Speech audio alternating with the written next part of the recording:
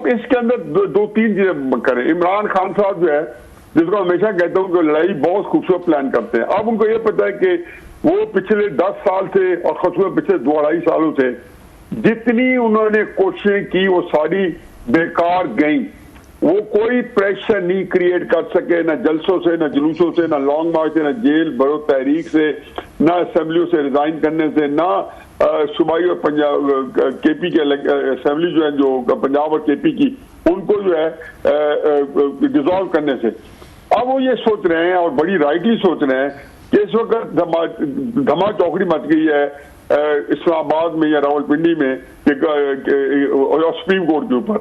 तो वो उस तनाजर में उन्होंने जलसा जो है प्लान किया है रावलपिंडी का, और ये उन्होंने बड़ा एक तुर्क का चाल चला है। बहुत बुरा नहीं है कि आप जब सुप्रीम कोर्ट के केसेस बढ़ गए जिनको कवरेज देना आप लोगों की मजबूरी है, और वो कवरेज है जो है वो रियासत या हुकूमत या एस्टेब्लिशमेंट के खिलाफ, और सुप्रीम कोर्ट का वो ग्रुप है जिसको इमरान खान की पार्टी ने आया तो लिया हुआ है, उनके खिलाफ कवरेज आ रही है।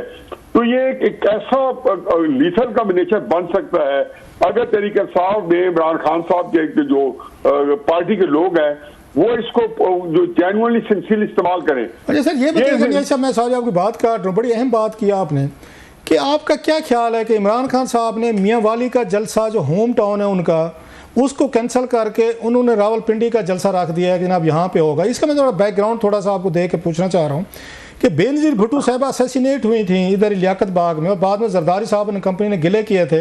उन्होंने कहा जनाब जहाँ पे बेनज़ीर भुट्टो साहब कत्ल हुई थी वहाँ पे हमारा पीपल्स पार्टी का उम्मीदवार कोई 1-1.5 महीने बाद या इलेक्शन हार किया था, और भी बहुत सारी चीज़ें हैं। तो खान साहब को लगता है क्योंकि मैं पिंडी में मैं जेल में हूँ तो पिंडी के लोग निकलेंगे आएंगे और बहुत बड़ा जलसा होगा, हुकूमत पर दबाव पड़ जाएगा, शायद मियाँ वाली में इतने लोग ना निकलें, निकल भी आए तो मियाँ वाली यहाँ से कोई 300-400 किलोमीटर दूर है, उसका मुझे क्या फ़ायदा। पिंडी में हो गया तो फिर बहुत बड़ी बात होगी। पिंडी का मैं सुना रहा हूँ कि जनाब जहाँ बेनज़ीर भुट्टो ये कत्ल हुई थी वहाँ पे उनका उम्मीदवार हार गया था, मेरे ख्याल जमुरुद साहब थे या समवन। तो देखते हैं कि लोग निकलेंगे पिंडी के। सर देखिए जी, बड़ी आपने दिलचस्प बात की सर। मैंने जब गंडापुर साहब ने कहा, मैं सरसी तौर पर सुन रहा था, क्योंकि गंडापुर के साहब जो है वो बेसिकली उनके अंदर वो कहते हैं ना एहसास जुर्म था, अंग्रेजी में कहते हैं कि वो उनका एक कॉन्शियस गिल्ट था। और वो क्यों था वो मैं बाद में कमेंट करता हूँ। मियाँ वाली का जलसा उन्होंने किया तो मैं हकीकत ये है कि मेरे जेल में यही आया कि तहरीक इंसाफ को फिर दौड़ लग गया। देखे अब ये बड़ा है कि गंडापुर जिसकी भी गेम कर रहे हैं, अगर इमरान की कर रहे हैं तो फिर उनके लिए वो नादान दोस्त है, अगर किसी और की कर रहे हैं तो बहुत ही कमाल मुहारत से वो कर रहे हैं कि वो बेसिकली वो जो था ना शोर शराबा होता है एक बड़े शहर में, फर्क जलसा लाहौर में हुआ है। जलसा मियाँ वाली का भी यही 8-10 हज़ार होगा, जो मियाँ वाली के लिहाज से तारीखी होगा, लाहौर के लिहाज से 8-10 हज़ार के जलसा जो कोई बात नहीं थी। लेकिन आप मत भूलें कि जब जलसा हो रहा था लाहौर में, इस्लामाबाद में, तो शहर के अंदर एक थोड़ा बहुत इताश था। एक मेरे आप जितने मियाँ वाली में करेंगे तो पूरे मियाँ वाली में इताश होगा। अब मियाँ वाली के अंदर जंगल में मोर ना जा किसने देखा, ये हकीकत है कि ये कमाल मुहारत से जो है वो इमरान खान साहब के को यही बताना चाहते थे कि हम एहतजाज कर रहे हैं, जलसे कर रहे हैं, और साथ ये भी। अब दूसरी मैं बात बताएं कि गंडापुर साहब, जब मेरी दिलचस्पी ये थी कि गंडापुर साहब पेशावर से किस वक्त निकलते हैं। रऊफ साहब पेशावर से गंडापुर जो है 11:15 बजे निकला। अब आप माशाअल्लाह वो कहते हैं हमारी जबान में कहते हैं सराइकी में के सड़कें तो सारियां झागी हुई हैं, सारियां आपने नाप भी तोली हुई हैं सर। आप पेशावर से निकले मोटरवे पे से आए तो 5-6 घंटे का सफर है। 6 घंटे का 1 बजे आप 6 घंटे 6.5 घंटे आप लग जाते हैं। ज़ाहिर बंदे जो हमारी उम्र के बंदों ने घंटे 1.5 घंटे का ब्रेक भी करना होता है, तो वो बंदा जब निकला तो उसका मतलब वो 6 बजे लाहौर पहुंच जाता है। या काला शाह काकू भेजा वो पहुंचा तो मेरे नजदीक बड़े जल्दी पहुंच गया, और हालांकि वो बड़े रैली में आना था तो वो उसमें वक्त से पहले पहुंच गया। जब 5:30 काला काकू के करीब वो ट्रकों का जो है वो की भरमार थी ट्रकों की, तो जो आगे से तो उनको जान शीशे तोड़ के सिर्फ वो कहते हैं कि एक होता है ना एक अपने आप का शो करना, लाइव खबरें दिखाना, क्लाशन को, ये बिल्कुल एक टोपी ड्रामा था, एक इंप्रेशन था। असल में क्राइसिस ये है कि पीटीआई इमरान की हद तक, उनके सोशल मीडिया की हद तक परसेप्शन मैनेजमेंट में एक साइंस ईजाद कर चुकी है। लेकिन अगर गंडापुर ये समझे कि वो जो वो परसेप्शन में साइंस ईजाद करे उसका इस्तेमाल कर पाएंगे तो नंगे रहते हैं। इसलिए पीटीआई वाले इन्हीं के ऊपर जो है शराब ताजी करे अंदर से तरीके से ये बताएं, अभी आपने बात की, आपने गंडापुर साहब की बात की तो मैं तो डर गया वो वीडियो वो क्लिप देख के कि एक सूबे का वजीर आला हो, वजीर आजम हो, कुछ ओहदे होते हैं उनकी एक रिस्पेक्ट होती है। वही मैं मतलब जो भी हो लोगों से इख्तलाफात आपस में रहते हैं, लेकिन बाज़ अपने ओहदे की आपको रिस्पेक्ट करनी पड़ती है कि एक बड़ा अहम सूबा है KPK का, लोगों ने आपको बड़ी मोहब्बत प्यार से आपको वोट दिए हैं, जितवाया है, तो फिर आपसे एक थोड़ा सा वो लेवल भी एक्सपेक्ट किया जा रहा है। जब वो तोड़ रहे थे वो कलाशनकोव से, तो मुझे मुर्तज़ा भुट्टो साहब वाला एक इंतहाई अफसोसनाक जो मतलब है उनका जो ये किलिंग जो हुई थी याद आई कि उनके साथ भी यही कुछ होता था कि वो गार्ड्स होते थे, पुलिस से लड़ाई हो रही है, लोगों से हो रही है, थाने में छापे मार रहे हैं, साथ में लोग निकाल कर ला रहे हैं। ये आपको पता होगा सारा जो कुछ हुआ था 96 में। तो ये इस तरह की चीज़ों से वो ख्याल नहीं करती हमारी क़यादत के किसी की कलाशनकोव ले रहे हैं, कुछ से तोड़ रहे हैं। ऐसे मुर्तज़ा भुट्टो वाला हमने जैसे देखा, एक छोटी सी गलत फहमी की वजह से इतनी बड़ी फायरिंग हुई और इतना बड़ा नुकसान हुआ। तो डू यू थिंक कि हमारे सियासतदान जस्ट फॉर क्लिप के लिए, ये तालियां बजवाने के लिए अपने आप को इतने बड़े खतरे में डाल लेते हैं सर? देखिए जी कार साहब, जहाँ तक जो है ना मुर्तज़ा भुट्टो साहब का ताल्लुक है, तो उसमें भुट्टो साहब के तनाजुर में तो मैं मुर्तज़ा भुट्टो साहब के तनाजुर में ये कहूँगा कि वो उन्होंने रियासत के उनके खिलाफ वो खड़े थे। और अगर मैं ये कहूँ कि इस वक्त रियासत या हमारी एस्टेब्लिशमेंट जो थे उसके खिलाफ खड़े थे।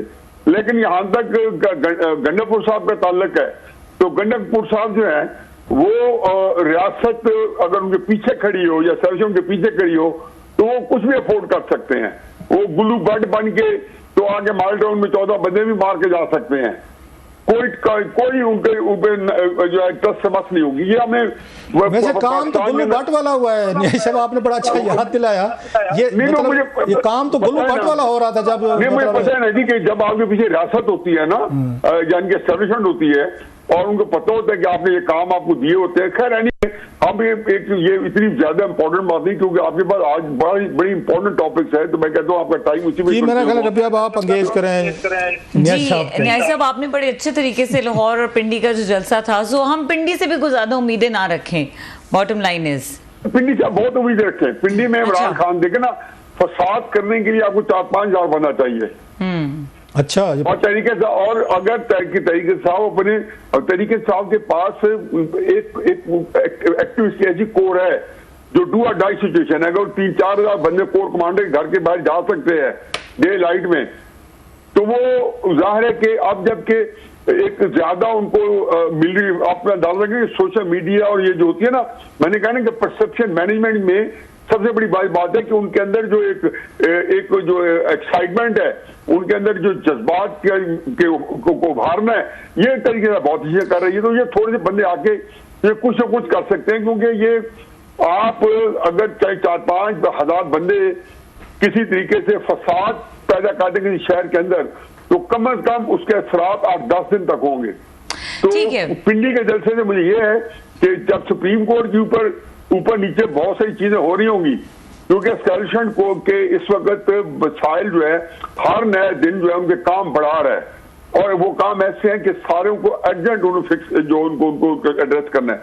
और सुप्रीम कोर्ट जो है एक अरसे से उनकी वजह नजर है। वैसे तो पीछे जब से आसम मुनीर साहब आए, पहले बंदियाल साहब की कोर्ट एक लिहाज से थी, और जब काई साहब आए तो काई साहब को मार्जिनलाइज करके उनकी कोर्ट एक और तरीके से सारा कुछ जो गुस्सा है, तो आपने देखा नहीं कि जो शाहबाद के 6 जजेस के खतूत और ये सारों की आप जी बिल्कुल, it is long history. Supreme court पे आ जाते हैं न्याय साहब।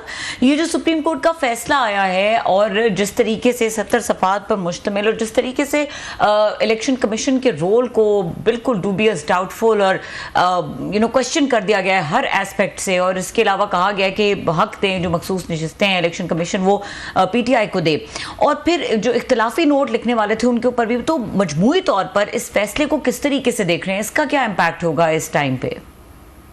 देखिए जी, मैं सुप्रीम कोर्ट का मैं इन सारी चीजों को आपस में कनेक्ट कर रहा हूं। पहली बात यह है कि मैं ये कह रहा हूं कि सुप्रीम कोर्ट का फैसला जो है ये इमरान खान साहब को जो 11 मई को जो था good to see you Amrita Baniyal साहब से, और आप कैसे हैं और सब कुछ के बाद जो अच्छे जैसे दिए गए, प्लेजेंट्री जो एक्सचेंज की गई, और उसके बाद अगले दिन इस्लामाबाद हाई कोर्ट के अंदर, तो उसके बाद फिर पूरा तसलसल आ रहा है। जितने इमरान खान साहब के केसेस गए उनको इस्लामाबाद हाई कोर्ट जैसे एक जिसको कहने पूरा एक के पे हो गया था, और उसमें साफ पता चलता था कि वहां पे अफसल शड़ को मुंह की खानी पड़ेगी, रियासत को मुंह की खानी पड़ेगी। अब उसका आप आगे सुप्रीम कोर्ट के अंदर उन्होंने फैसला जो किया उसके ऊपर मैं कमेंट दे दूं कि बहरहाल ये फैसला जो है, चाहे इसमें जैसे मुझे अली शाह साहब जैसे जयद जज क्यों ना हो, एक बात तय है कि इसमें एक बात तय है कि इस फैसले के अंदर उन्होंने तजावज किया है। मैं ये भी नहीं कहता, मैं कहता हूँ कि जी कराई से ये है कि अगर उनको पता चल अंदाजा हो गया, क्योंकि ये सारे लोग बहुत ही अक्लमंद हैं और कानून वाले हैं, इसमें आईन और कानून से ज्यादा इसको ये पता चल रहा है कि सिस्टम को बिल्कुल डिरेल होने से कैसे बचाना है। उसलिए जरूरी है कि सुप्रीम कोर्ट ने कुछ स्पेस देनी है। मैं नजरिया जरूरत की बात नहीं कर रहा हूँ, लेकिन स्पेस देनी है। लेकिन आप ये स्पेस देने के बजाय आप एक ओवर रीच करें। बस आज के फैसले में जो मुझे मिली है स्क्रिप्ट उर्दू में ट्रांसलेशन के साथ जरूरत है, एक फिक्रा मैं आपको बताता हूँ। उन्होंने कहा जी कि अगर आईन और कानून तंग नजरी पे बनाए जाएंगे, हम भी फैसले तंग नजरी पे करेंगे।